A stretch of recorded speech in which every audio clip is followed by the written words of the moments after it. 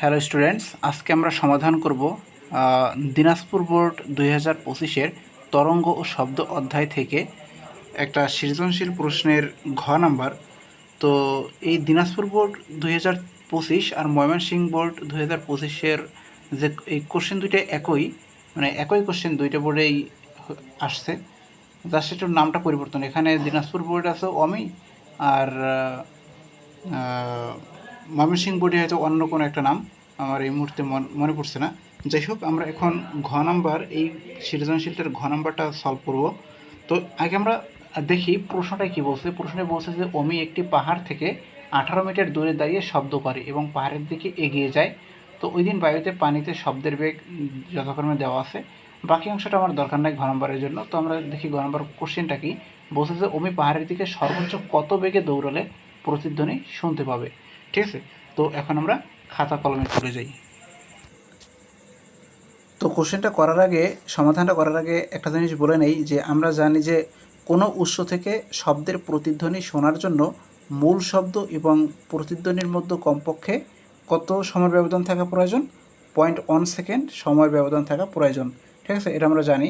তো এখানে আমাদের যেটা দেওয়া আছে, অমির অবস্থান থেকে পাহাড়ের দূরত্ব দেওয়া আছে 18 মিটার, যেটাকে আমরা ডি ধরলাম। তারপর বাতাসে শব্দের বেগ উদ্দীপকে দেওয়া আছে 340 মিটার পার সেকেন্ড।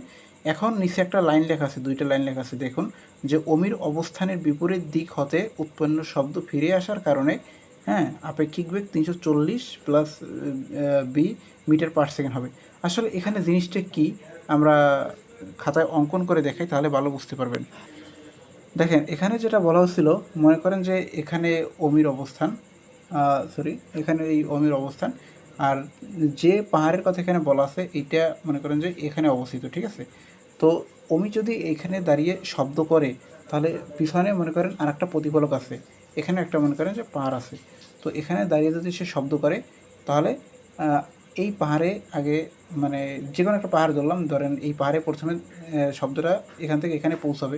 তো এখান থেকে ধাক্কা খেয়ে আবার কিন্তু এই পাহাড়ে এসে পৌঁছাবে। ঠিক আছে, তো এখানে মোট আমাদের সময় শব্দের যে বেগ বা আপেক্ষিক যে বেগ, সেটা কত হবে? 340 তো দেওয়া আছে প্লাস বি। ঠিক আছে, শব্দ এইটুকু বেগে অতিক্রম করবে। তো এখানে সেটাই বলা আছে যে অমির অবস্থানের বিপরীত দিক হতে উৎপন্ন শব্দ ফিরে আসার কারণে আপেক্ষিক বেগ হবে 340 plus b metre per second হবে। তো আমরা জানি কি, আমরা জানি যে টুডি ইকুয়াল বিটি, এক্ষেত্রে যে ফর্মুলা ইউজ করা হয় টুডি ইকুয়াল বিটি। টুডি কেন লেখা হয়? কারণ শব্দটা দুইবার পথ অতিক্রম করে, উৎস থেকে প্রতিফলক পর্যন্ত পৌঁছায়, বা প্রতিফলকে বাধা পেয়ে উৎসে আসে, এই কারণে টুডি বা দুইবার দূরত্ব অতিক্রম করে। আর বেগ তো 340 প্লাস বি। তারপর জাস্ট ক্যালকুলেশন, এখানে বি এর মান পাইলাম 20 মিটার পার সেকেন্ড। তো আমরা শেষে লিখতে পারি যে অমি পাহাড়ের দিকে সর্বোচ্চ 20 মিটার পার সেকেন্ড বেগে দৌড়ালে প্রতিধ্বনি শুনতে পাবে।